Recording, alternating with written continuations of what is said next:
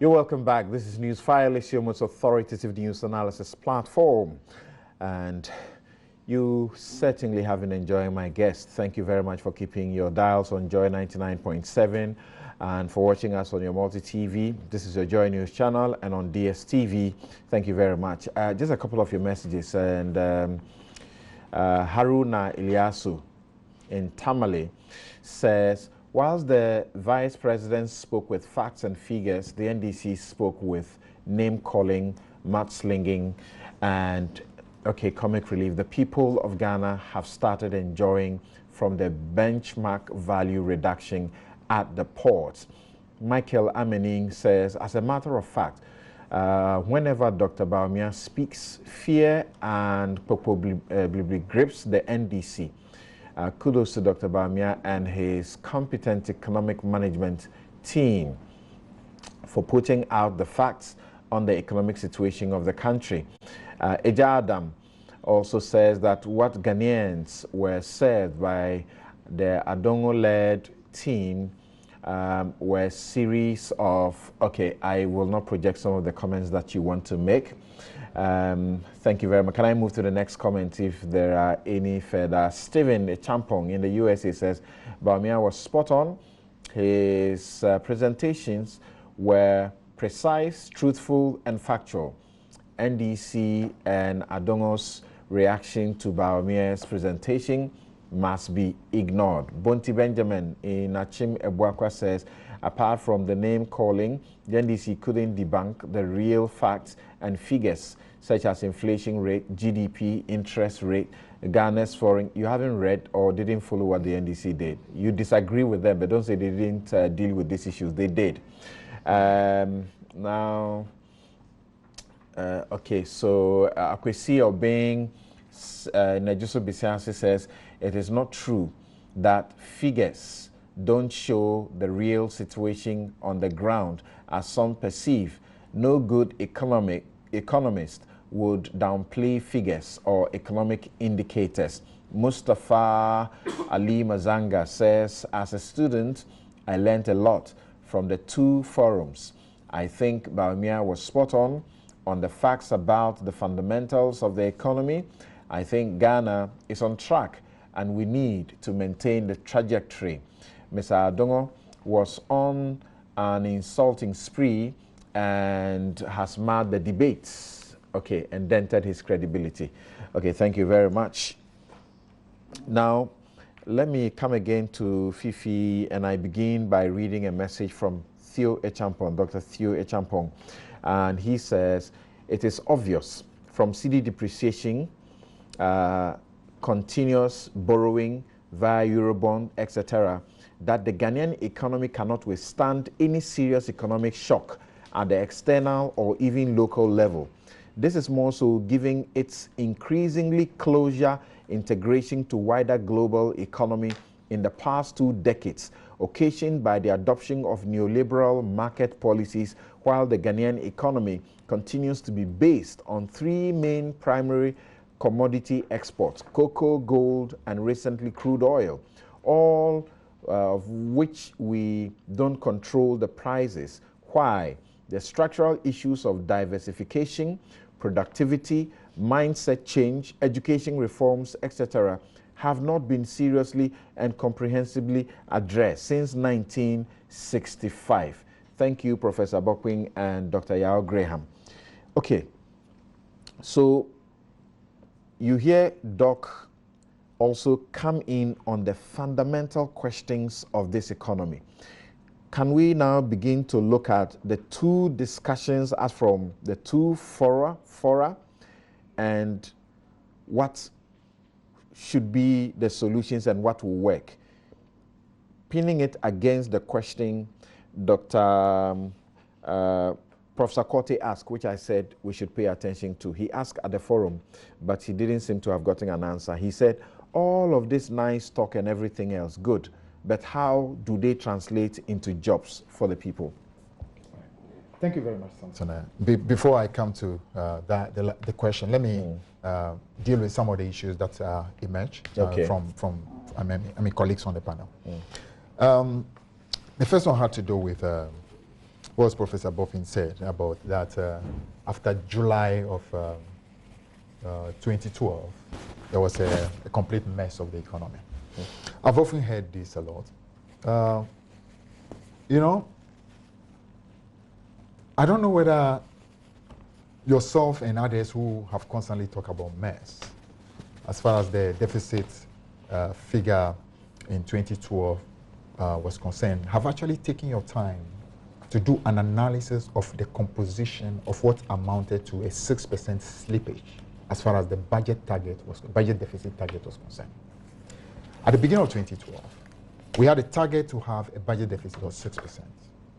At the close of it, we actually had a slippage in the true final figure. Actually, Dr. Bawumia actually got it wrong. When we were there, 2012, at the end of 2012 and into 2013, when the final figures came out, it actually ended up of 11.8%. So we had a 6% target, ended up with 11.8%. So that makes what you call a slippage of about 5.8%. That really what it is. Now, when you say something is amounting to what you call recklessness, or something amounts to mismanagement, what you actually, and I think Dr. Graham actually did also hint at it about the fact that electioneering kind of pressure that makes you go overboard. The assumption there is that you actually are what you call just going into a spree of project upon project, hoping to be able to win an election.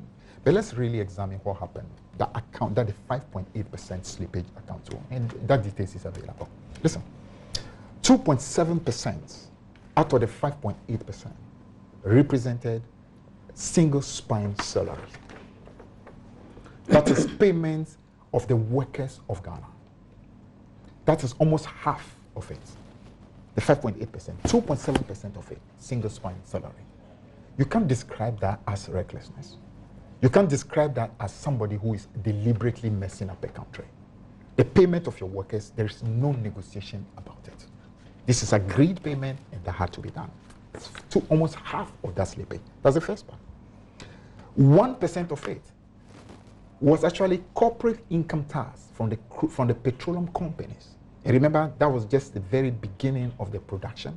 So the corporate income tax, which was supposed to be coming from them, delayed in coming and came actually in 2013. You don't call that a mess. You can't legislate that. You actually wish for the companies to be able to make their taxes available in time. They delayed. That's not what you call recklessness. 0.5% of that slippage was subsidies. Subsidies. You don't call that recklessness. Subsidies are what they are, petroleum and power subsidies. We actually subsequently took steps to be able to make sure we banish subsidy out of the system. You don't call that economic mess. 0.3% represent interest payment. How do you say that when you pay interest on loans that you have taken, you call that recklessness? So you see, it is easy to simply make noise and say, oh, recklessness in 2012. Go into the details. Not one bit of it was. The assumption that you use money for electioneering purposes, that was what brought about the slippage. It's wrong. These are necessary things that were done in 2012. That absolutely had nothing to do with recklessness. Single spine salary cannot be reckless. Payment of subsidies cannot be reckless. Interest cost cannot be reckless. It wasn't a corporate income tax that was supposed to come from the oil refinery. Cannot be correct. So let's take the fact as they are. But that's the first. That's very interesting. No, just hold on. That's the first. No, that has can to I just remind you of something? No, just hold on. Yes. Let me hear. 30 seconds. You see, this recklessness and the way the politicians deal with these things. This is a transition team, males transition team. You had 15 minutes. Wait, it's okay. It's okay. And then you are coming. This is good. Let's allow it. 30 seconds. Let's hear what you have. The judgment they passed on Kufuor's administration. Just one bit of it. Okay. Reckless election year expenditures. For example, by the end of the first 9 months of 2008, several ministries had overspent their annual budgetary allocations for salaries and benefits by between 70% and nearly 270%. Okay. They So were the talking salaries. vicious cycle that Yes. Mahama talks about. But they were Yes. talking salaries. And that's Okay. what percentage And of pensions. GDP? What percentage of GDP is that? Okay? They were talking salaries. Because we have nothing Thank to say. you. Let me get. I'm just telling you. No. That was What not. you're saying is so They were inconsequential. paying salaries. Kweku, That was please, reckless. It's my time. By it's your my time. logic. It's my time to speak. By your own You know, logic. Thank you, Kweku. Thank you very much. I Let's quoted. proceed. I gave exactly. Pay your logic. I gave. They were paying salaries and pensions. Kweku, thank you. Kweku, thank you. Yes. The single let's go. spine salary is a unique thing that has happened in the history of Ghana. No government in the history of Ghana has had a situation where we took public sector wage from 2.5 billion a year upward towards 11 billion by the time we were leaving office. No government. So it's a whole different ball game from what you're talking about in the time They were before. paying Kweku, salaries. Please, will you allow me to be able to? Don't worry, my I didn't brother. disrupt Come you, on. So please. You know we do just, this Just, often. no. Just allow me to make my point. Good. So that's to deal about the whole thing about there was economic mess, and as Professor Bobin said, I mean a more meticulous, If that would be a excuse me, problem, I a could more withdraw the meticulous examination, a more meticulous examination would have told you that your statement absolutely inaccurate. But let me now move on. Now, my brother Kweku also said that when the NPP took over in 2017, what they meant actually was a total distress, and it had to take them 2 years for them to be able to really bring things on board. Interesting. Now let's examine a bit of that distress. NPP took over in 2017. At the time they took over in 2017, they met gross international reserves that stood at $6.2 billion. Distress? Very interesting distress. We took over in 2009, gross international reserves stood at $2 billion. And in terms of months of import cover, it was 1.8. You are meeting 6.2, almost 6.2. It's actually 6.16. So effectively almost 6.2. Almost $6.2 billion of international reserve. You say you actually are meeting an economy in distress? Is that not interesting? You take an economy in 2017 when you came. 2 major oil fields had been found. Development actually had been in the process and handed over to you. And you say you're meeting an economy in distress. You took over in 2017. A government preceding you had done the unprecedented job of solving the energy crisis in Ghana. Solve it. Which had never been done by any previous government. And handed over to you a country that no more had issues with generation or power supply. And you claim that you're actually having economic distress. You took over a country in 2017. We handed over to you an infrastructure fund. Handed over to you a sinking fund that in it had 530 million cedis. When we took over in 2009, what actually we met were massive arrears. Total debt alone was 1.5 billion. And that was threatening to collapse Ghana Commercial Bank. We had to look for money and pay for that. You are taking over, we gave you a sinking fund of 530 million, an infrastructure fund, a gross international reserves. Cocoa output 2016-17, which effectively was work done, was almost back to the same 1 million metric ton. Almost back to the same 1 million metric ton, which actually was a high record that we had in 2011. And you are talking about what you met an economy that was in distress. How could this be an economy in distress? Now let's go a little into some of the issues relating to the famous statement that was made that the economy actually, the meat was almost gone and it's only the bone that was left, right? What it is we are having under the current government is actually the meat disappearing and bone actually being now eaten. Come on. The bone is now being eaten. Because, take a look at the rigidities. At the time President Mahama was talking about the meat gone and the bone was left, he was not talking about mismanagement. He was talking about the fact that as a result of what had happened in the single spine salary, the public sector wage, if you look at the compensation package, as a percentage of tax revenue, at that time was almost approaching 90%. So very little was left at that time for us to be able to use for investment, public administration, and for many other things. People construe that to be mismanagement. That means paying the workers of Ghana, which actually was literally taking all the money, and little, very little, you call that mismanagement? You call that recklessness? I mean, I wonder what kind of analysis could that be? So people take that out of context to create the impression that it was because President Mahama was mismanaged. That has nothing to do with it. Today, what do we have? As you rightly said, if you take, for example, the compensation package, is 18.6, almost approaching 19 billion. No, compensation is 23 billion. That's even worse. That's even far worse. 23 billion. That's even far worse. So take for compensation of 23 billion. Add to it interest payment, which is about 23. That's the two together. 19 billion approximately. Which one? Good. Yeah. That's fine. Yeah. So 18 billion for interest payment, 23 for compensation. Now 23 for compensation means you actually taking more than twice what it is you met. At the time we were living off, it was 11, a little above 11. Now it's 23. You've doubled it. The same problem we complain about when we say the meat was eaten and the bone was left, you actually have made it far worse. And if you add the interest payment, the two of them together, as you rightly said, had gone beyond 90. In fact, from what my colleague Adongo actually said, the figures show that we are looking at almost approaching 94% of the total money. Now that actually tax revenue. Of tax revenue. That actually means that you have not just eaten the meat, you've started eating the bone.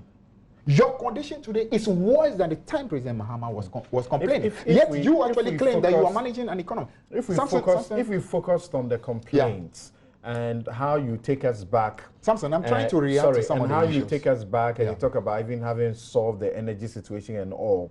They will also remind you, for example, in the energy sector, that in the next month, I thought to be coming to energy sector. That in a month to come, we are talking about dealing with having to pay about $41 million, you know, and we already have, we are already currently paying $24 million a month in excess capacity charges only.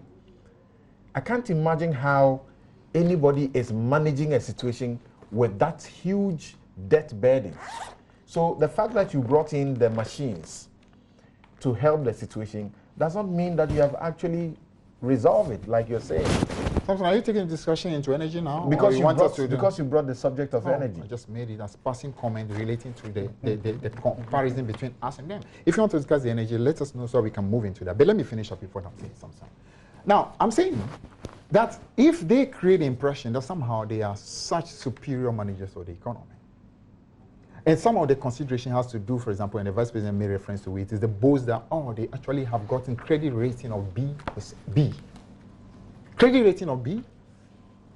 Under the watch of President Mahama, as the head of the economic management team, Ghana had a credit rating of B+. And we are not even boasting. You are B. We are B+, and we are not talking. You said, for example, that you are managing the economy so great. Oh yeah, if you are really managing this economy so great, how is it that within the space of 2 short years, you've taken the price of a gallon of petrol from 14 city where you met it, now to 24? It was 18, it's not 14. Excuse me, it's 14. No. Kweku, let me just finish. NDC government met a gallon of petrol at the price of 5. At the end of the period we were living, it was around 14 cities. 18. And then you took it actually from that period, within a space of 2 years, and take it from 14 all the way to 24. Even if you say it was 18, the gap between, for 2 short periods, you actually have done far worse than what somebody was doing. Yeah, but just state the facts as they are. The fact is that the hardship of the people of Ghana has actually become worse under you. You can't tell me that you're managing an economy better. The first 4 years of the NDC, the total debt that we accumulated was about 23 billion. We met it at 10 billion cities to 33 billion. Okay. Within that period, we can tell you about things that actually can be seen done. Okay. You have accumulated within a short space of 2 years, 53 billion, and you hardly can show anything for it. And yet you say you are better manager of the economy? Can I get in 2 minutes so that I move to other people? Can I get your response to the new measures that were announced? Of course, there are others who suggest that maybe these announcements were done on this occasion so that, you know, they will be remembered and they will take the priority of any, you know, discussion of the issues, because the economic issues are not in as best as we will be made to think. So the Vice President announced that Cabinet has taken, you know, the decision to reduce the incidence of smuggling and enhance revenue. The benchmark of delivery values of imports have been reduced by 50%, except for vehicles, which will be reduced by 30% effective the 4th of April, and JoyNews was at the port and reported about the marked, difference that have occurred as a result of that. A man who paid import duty of 22,000 on a Toyota Corolla 2012 model just last week paid 15,000 on the next day. That's the 5th of April after the announcement on a similar model. So that's 7,000 that's been reduced. That's a lot. What's your reaction to that one? Thank you. And before I reach there, let me just also quickly congratulate Kweku Boako for not trying to dispute the fact that the Vice President deliberately misled the country. When he jumped from 2012 to 2014 deliberately because he knew that 2012 would have exposed him. I want to congratulate him. So, specific reaction to the new measures at the port. Specific reaction to the new measures at the port. 2 minutes. Something I will do that. 2 minutes. 2 minutes. My goodness. 2 minutes. I will do that. Yeah, I will do that. Yeah, quick one. I would say it's pretty interesting when it is that you start a process, okay, and that process brings about pain and suffering to your people. And then when your people cry and cry and cry, you actually take a step to do something about what you yourself have brought. And then you actually expect that the people actually should clap for you. It's like you slap me. And as a result of your slap, maybe my eye gets swollen. And then my eye gets swollen. Now you take me to hospital in order for some what you call relief to be given to me. Then you expect that I should clap for you for taking me to the hospital. No. You actually should be apologizing to the people of Ghana. Because in the first place, this process that brought about a hardship to the importers happened during your time. That's the first one. The second thing I would say is this. Did they continue it or it happened during their time? Did you ever ever hear during the time of the NDC any complaint relating to what you call such a hike in import duties? They gave birth to it, and the implementation began under this administration. You did not hear that. The wailing, and actually, to even make it more interesting, is that when actually the wailing started during their time, here exactly the comment they made. They say this, it is because you importers had been habitually defrauding the country too under invoicing and all kinds of false declarations. Okay. So you don't come and complain because the system now is actually forcing you to pay what it is you have to pay. I've got your response. So I've not finished. And the final bit is this, Samson, and I think your own station would attest to it because you did your own investigation prior to even this whole announcement. And your station's investigation reveals that actually what is more important to the importers is the issue that the dollar is what you call connected to the duty payment. So to the extent that the dollar continues to accelerate, they are in there's no relief. Okay, thank you, Dr. Graham. Dr. Graham, this is what economist Kwame Pianim has had to say. He says, I am not going to contradict the Vice President. All that I'm saying is that people don't eat words.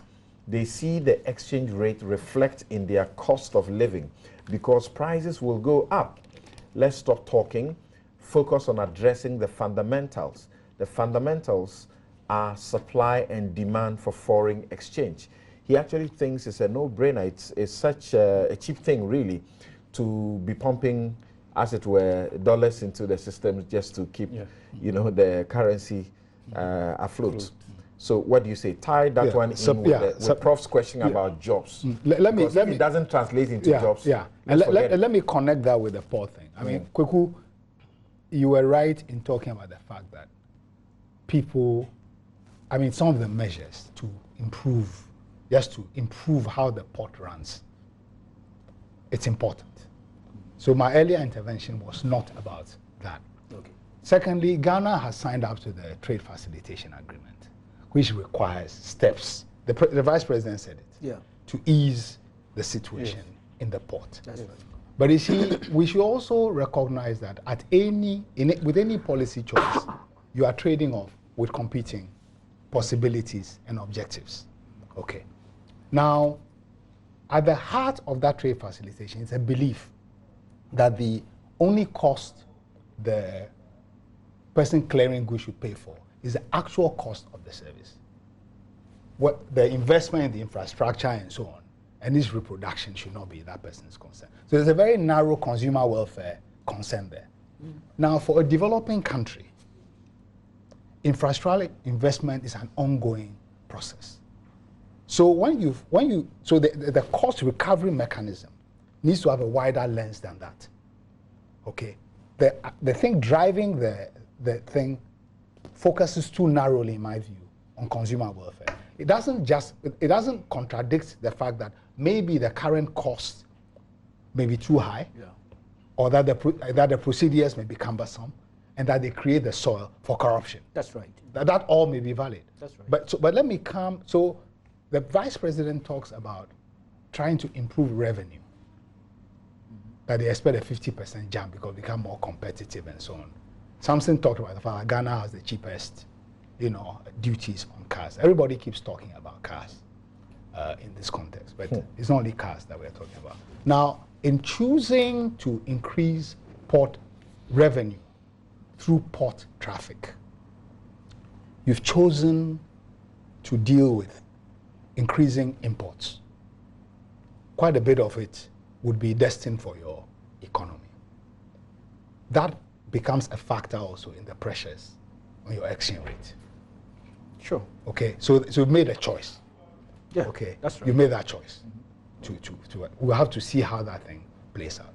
The point I was making on that was in relation to questioning the particular measure, one element of the measures, this so-called benchmark value thing, its legality and the process through which it has come about, and tying it up with the pattern of impunity. And to Pt2's point about the demand and supply for the dollar, we've all talked about how import dependent this economy is structurally. Now, the NPP, one of the things that I have been very supportive about and expectant about this government is their thing about wanting to focus on structural transformation, which really it takes us back to Nkrumah, basically, even though they will not be admitted, to reduce import dependence, to diversify the economy, to create jobs, to create linkages. So the things they talk about, planting for food and jobs, one district, one factory, all those things in terms of principle, I think are very important. Yeah. Adding value to mineral, I think they're all very important. That's right. Yeah. Okay, but we then have to come to the specifics of the thing, how they're actually evolving. As they're actually evolving. What we are seeing, for example, is that on one hand, the talk about value addition to, say, in the extractive sector, increasing local content, the same rumors, the same perception of crony dealings in the oil sector persist. Yeah. No doubt about okay? that. Yeah. So there's a headline announcement, there's a continuity in practices which are detrimental, to the public interest. So you want to develop bauxite, good idea, but really, if up till now the government has not given us the environmental and social impact assessment of that bauxite. Now that's a big issue, because the trade-off, you may have to decide at some point that this particular bauxite in Achim cannot be mined because the negative externalities on water and so many things are too much. So let's leave that one in the ground. It's not even mineral that you dig. If we found, say, gold under Nana Akufo-Addo's house in Lima, okay, We'll ask him to relocate. We relocate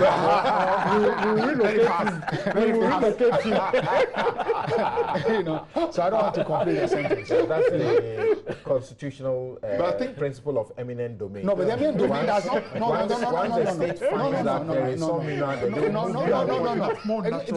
We are talking in this about sustainable development. Okay. And our president is one of the leaders, global leaders for sustainable development. Okay. And sustainable development squares a circle between of sustainability, economy, social, and environment. Okay. So in the 21st century, eminent domain cannot be like in the feudal era, when the colonial era, when we were not citizens, we were simply natives. These are our public resources. All the natural resources are vested in the president. No, they are ours.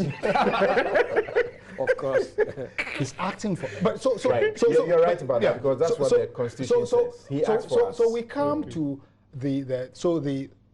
I'm interested. I would have been interested in Bawumia, for example, giving us a better balance sheet on the thing about, say, one district, one factory. What kinds of enterprises are being built? How are they contributing to building linkages, enhancing, you know, the reducing volatility in terms of externally, you know, fed consumption and things like that. Those things they're listed at the same level, you know, as other things. So in the list that he put out there, some of the things are way more significant than others. Okay. But they were treated in the same kind of cursory manner. The other thing I want to just talk about here is the fact that there are a number of important kind of social policy questions, you see, which neither of the two parties. Yeah, you mentioned that at the start. They dealt with. Because really, I mean, the government is spending a lot of money employing graduates. There are so many public works schemes which are going on. Now, that is fine for the people who are getting some income. But as a long-term strategy, those are more sustainable ways of creating jobs.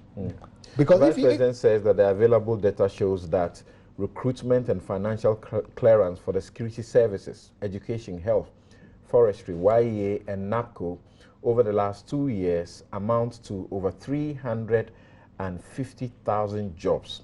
This is just for these specific sectors. But you see, he's conflated a number of things. I mean, you are not going to increase the size of security service simply as a job creation mechanism.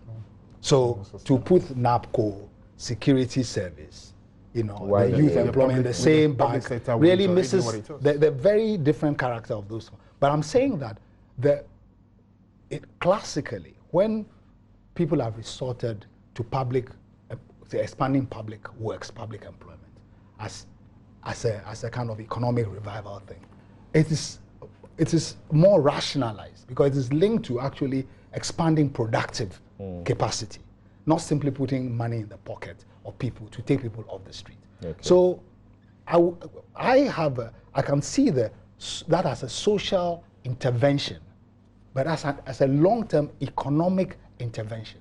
We have to ask the question, if there's a more systematic way, for example, of, say, supporting enterprise expansion in the private sector, would that not be a more sustainable way of creating jobs than simply taking money off the budget to employ people, pay employers to take people? One of the effects, incidentally, that some trade unions was telling me is that in some areas, the salary rates fixed by NAPCO is actually driving down some of the wages that people could get in some enterprises, because they simply want to apply for people at the lower rate rather than offering, you know, the market rate that would available. So there are some things there which require attention. The housing market for a long time has been driven by the top end. That has become completely stagnant. Okay. Let's hear Dr. Abokwing on this as well. When it comes to the questioning, once again, I go back to Professor Korte's question, and there are many who think that was such an important question, very central to everything that was done at this forum. His question was, how do the things you talk about translate into jobs? And how many jobs? He asked for the numbers. He didn't get that. What will you say about such a question and how the government should be treating it? Okay, thank you very much. So, on what I said, right, and my good friend took me on, when we talk about recklessness, it cuts across. Any government that exceeded its budget can give you reason why they did so, from since independence and all of that. So it's not as though I was being, perhaps if I was a bit emotional, maybe I apologize. But because you made it look like it was the election that made it happen. And that is what I was correcting. That it was no election. But I want to tell you the political business cycle is an issue in this country. And when I say so, I'm not talking only about the NDC. We can find that in 2000. We can find that in 2008. We can find that in 2012. We can find that in 2016. You can check. Significantly, but let's make the content you deleted analysis. 2004 because, for good reason. Yes, for good reason. Because you're under HIPIC. Because, well, if you are driven by data, you are most likely to be objective to some extent because the statistics are there and all of that. So that's what I'm looking at. So let's you see something. What we are discussing here goes beyond parties. This is Ghana, and I respect President Mahama for what he said in 2014, which Mr. Kwaku read. It was actually a review of their own government. And they acknowledged the fact that the way, look, we have seen fiscal discipline, prudent monetary policy under the Fourth Republic only in between elections. We made progress, used the election year more or less to mess up, let me put it that way. And then we spend the first 2 years after every competitive election just to correct those imbalances. And it's becoming costly. Look, the first three budget after every competitive election have been austerity budget, fiscal consolidation, fiscal adjustment, trying to restore macroeconomic stability. But all of this come at a cost. The costs sometimes are not evenly distributed. The poor pick the bill the more. This is a reality. So, and then look, to be very honest with you, I've been wondering why even the vice president, they want to make so much out of the depreciation that they have done well, they have not done. Look, this CD will continue to depreciate, whether we like it or not. Look, from 2007, when we did redenomination, what was the value of the CD to $1? 0.97. 0.97. What it is today, 5.1. Just a little over 10 years. Just look at that. So it tells you that the next 10 years from now, the value won't be 5 point, the value won't be 6.0. Maybe higher than that. Look, let me tell you, since July 1965, when we introduced the CD to today, the CD has lost 99.999% of its value. You are calling this a currency? The reason we can't get to 100% is that mathematically, when you differentiate something by 100%, it's easy to exist. So we end at 99.999%. The reason is very simple. This is a small open economy, hugely import dependent. And then we also have a debt management strategy, of course, starting from 2015, that has exposed us in terms of the excessive participation of foreign investors. And they're actually holding us to ransom. And puts pressure on the exchange rate. And putting pressure on the exchange rate. And that is why confidence in our economy is important. That is why, in terms of policy credibility, is important, because the participants, the stakeholders in the economy, are looking at different interests here and there. Then let me come to the issue of the jobs. I do not fault the vice president when he quoted the figures, because that is what they have. Because in this country, we don't really have a tracking tool in terms of employment generation. Unlike other countries where, as part of monetary policy, maybe they have a dual policy, especially in terms of target on employment generation. So they collect that data and they are able to tell. In this country, we don't do that. Okay. In the last 2 years, even though this government claims they have done well, we haven't seen growth that is broad-based. We haven't seen growth that is inclusive. We have seen more of jobless growth. And that is where this question is very, very important. That, okay, with all these numbers we have talked about, did it come along with job creation? No. So we haven't seen our GDP, the real sector, driven largely by the intensive labor subsectors of the economy. Okay. And those are the sectors that generate jobs. He concludes by and saying, inequality as well. he concludes by widening. assuring us that there's obviously a brighter future. The future looks good because of the fundamentals and a lot of things that they have begun to do. I don't know, what would you say in a minute about the future as far as, you know, our economy is concerned, including the city? And do you dispute the minority when they brought out the table that shows Ghana at the very bottom in Africa, the exchange rate particularly? Well, I wasn't too surprised because what happened within that 3 weeks, I'll call that one the intense 3 weeks, is over. The worst moments are over. Look, I have a little bit of statistics, if you don't mind, I'll share with you. And there you will see that Bawumia wasn't wrong when he says that it's not the worst moment in recent times. Between January 2nd and March 21st, that was where we saw the peak in terms of the depreciation. When you look at this same period from 2011 to 2019, you can see that 2019 really wasn't a completely a worse period. Between this same period, in terms of the first 58 transaction days within the year, in 2011, it was 1.72 in terms of depreciation. 2012, it was 7.72%. 2013, it was 1.06%. 2014, it was 15.54%. In 2014 was 15.54%. 2015 was 12.05%. 2016, it was 1.39. 2017, 6.66%. 2018 was an outlier. It actually appreciated within this same period, but it ended the year with a dip. 2018, it appreciated by 0.04%. Then 2019, within that same period, 6.57%. It wasn't really. So the worst moments are over. But then also, the point is that sustaining these gains are the issue. And I'm saying that the economic management team should find a proper benchmark. That benchmark cannot be the previous government. Because any day they do the comparison, they will score higher than the previous government. Because things had deteriorated a bit running to the end of 2016. Ghana's problem today is that we are growing far below our potential. Our output gap is negative, and we should be closing it faster along the lines that create jobs. Let's hear Kweku, if you can spare just a minute or two, then we take a break and return to deal with energy. I suppose that's all we can do for now. Well, because there's an interesting point the issues about the correlation with jobs, all this talk.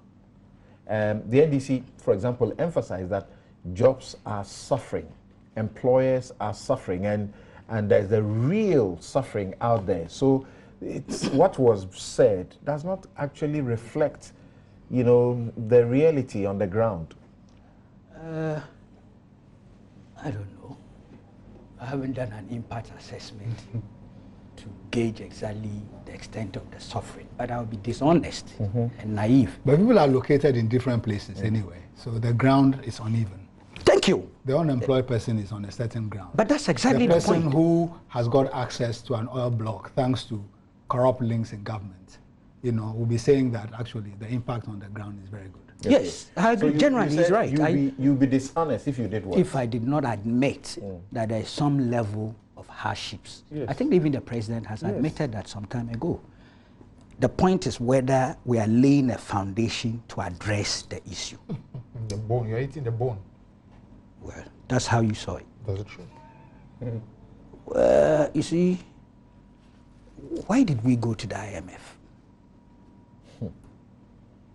You see what you are provoking. Kuku, keep to the question I asked you. I will explain to him. Keep to the question I asked you. We will not have time for that. I will explain to We will him. not See, have time for that. my brother alluded to a lot of achievements and know. all I'll that. explain it to The you. legacy that they left. One of it was that we were in an IMF program. Why? I will explain to you. We had lost our fiscal and monetary discipline. Oh, yeah? Of course. Senchi, your own document says it. Yes, Kuku, don't open. Your Just- own I document give you says 2 it. minutes. It's not Kweku Baako saying it. Their own document. Right.